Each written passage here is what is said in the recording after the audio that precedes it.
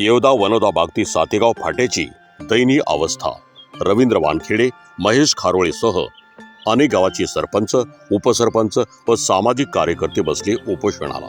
नमस्कार, मी राम बीडकर, बहुजन India news today मध्ये आपलं स्वागत आहे।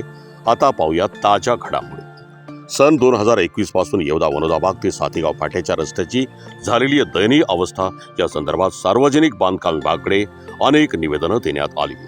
आज घडीला या रस्त्याची परिस्थिती अत्यंत खराब झाली असून या रस्त्याने हजारो शेतकरी ये-जा करत असतात। शेवटी रस्त्याच्या दुरुस्तीसाठी दिनांक 25 पासून श्री क्षेत्र लखमाजी महाराज संस्थान वनोजा बाग येथे पत्रकार रवींद्र वानखेडे, पंचायत समितीचे माजी उपसभापती महेश खारोळे, वनोजा येथील सरपंच शालिनी गायगोले, ग्रामपंचायत सदस्य महादेव पातोंड, हिंगणी येथील उपसरपंच दिनेश अगडते, सामाजिक कार्यकर्ते दयानंद थोरात हे आमरण उपोषणाला बसले आहेत। प्रत्येक निवडणुकीत श्री लखमापूर बाग येथे येऊन नारळ फोडून आपल्या प्रचाराची सुरुवात सुद्धा येथूनच केली जाते।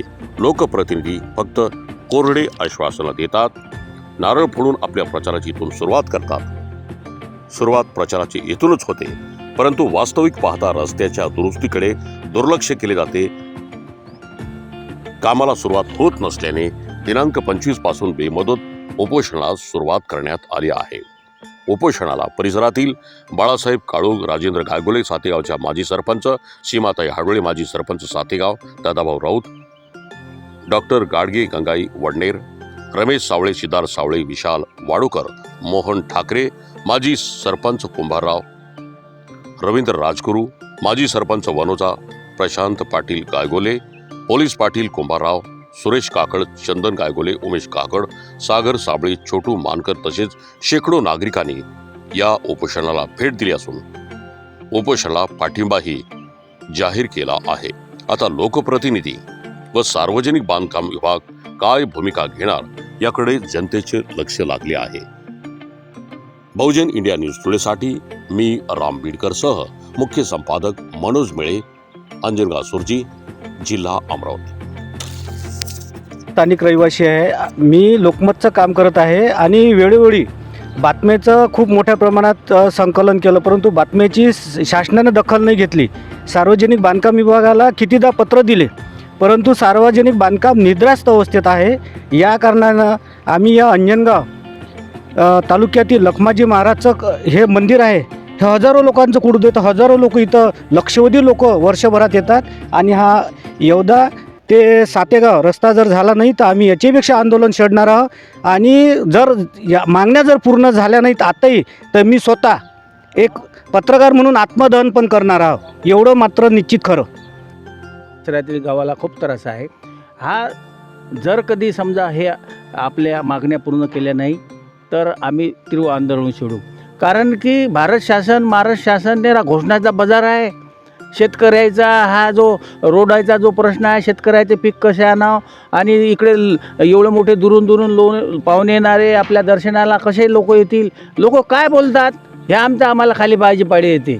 म्हणून अशी परिस्थिती आहे की मी महाराष्ट्र शासनाने केंद्र शासनाला विनंती करतो की हा निधी आणून आणि सर्व हे करावं। तसेच इथल्या लोकप्रतिनिधींनी सुद्धा याची दखल घेऊन हा तात्काळ दुरुस्त करावं, नाही जर झाला नाही तर आम्ही तीव्र आंदोलन छेडू। हे आज जे आम्ही या सातेगाव फाटा, वनोजा बाग, येवदा एकदम नांदरून ते रामतीर्थपर्यंत जो अकोला जाण्यासाठी हा अतिशय शॉर्टकट असा मार्ग आहे आणि या मार्गामुळे जवळपास या पंचक्रोशीतील 40 ते 45 गावाच्या शेतकऱ्यांचा, विद्यार्थ्यांचा, अबालवृद्धांचा सर्वांचा डिझेल आणि वेळसुद्धा वाचवल्या जाते। आणि हा जो रस्ता आहे, ज्या आम्ही जिथं उपोषणाला बसलो त्या ठिकाणापासून तर 200 मीटर इतका दयनीय अवस्था आहे की पूर्ण महाराष्ट्रात मेळघाटातसुद्धा असा रस्ता मिळणार नाही। एखादी जर डिलेवरीची जर बाई या रस्त्यानं गेली तर निश्चित रस्त्यातच डिलेवरी झाल्याशिवाय राहत नाही, इतकी दैना अवस्था या रस्त्याची आहे। आणि हा रस्ता तात्काळ जर झाला नाही तर याहीपेक्षा मोठं जनआंदोलन, तेही अंजनगाव आकोट जो मेन नॅशनल हायवे आहे सातेगाव फाटा जिथून सुरुवात लागते, त्या सातेगाव फाट्यावर आम्ही 1 महिन्यानंतर पूर्ण जनआंदोलन करू। या सातेगाव ते बाग आणि येवदा या रस्त्याची अशी भयानक व्यवस्था झालेली आहे। लखमाजी बागावर भक्तांना सुद्धा येण्याचा चांगला व्यवस्थित रस्ता नाही आणि कास्तकारांनासुद्धा माल नेता येत नाही. यासाठी हा रस्ता चांगला करून द्यावे शासनाने, न केल्यास तीव्र आंदोलन करण्यात येईल. माजी मुख्याध्यापक आणि जन्मापासून समजा या संस्थांशी संबंध आहे माझा. आता तुम्ही या रस्त्याने आल्या, रस्ता तुम्हाला कसं वाटते, काय वाटते या रस्त्यानं, काय सांगाल तुम्ही? गेल्या 25 वर्षापासून या रस्त्यावर डागडुजीशिवाय काहीच झालेलं नाही आहे. प्रत्येक पक्षाचा पदाधिकारी, उमेदवार, आमदारकीचा असो, खासदारकीचा असो, जिल्हा परिषदचा असो, पंचायत समितीचा असो, तो नारळ फोडायला इथं येतो, आशीर्वाद घेतो, आश्वासन देतो आणि चालला जातो. याच्या पलीकडे कुठेही काही झालं नाही. राजकीय पक्षाच्या लोकप्रतिनिधींची अनास्था आणि जी व्यवस्था हे सांभाळणारी आहे, म्हणजे PWD असेल, जिल्हा परिषद असेल, ती व्यवस्था, त्या व्यवस्थेचं सुद्धा अक्षम्य दुर्लक्ष याच्याकडे आहे. काल इथं नाक दाबलं म्हणून आज हे तोंड उघडलेलं तुम्हाला इथं दिसून राहिलेलं आहे की थातूर मातूर गड्डे बुजवण्याचं काम सुरू आहे. तर हे होऊ न होता कायमस्वरूपी या रस्त्याने दंगल एसटी धावायची. सुरुवातीला 3 रुपये 75 पैशात मी इथून अमरावतीला जायचो शिकायला असताना.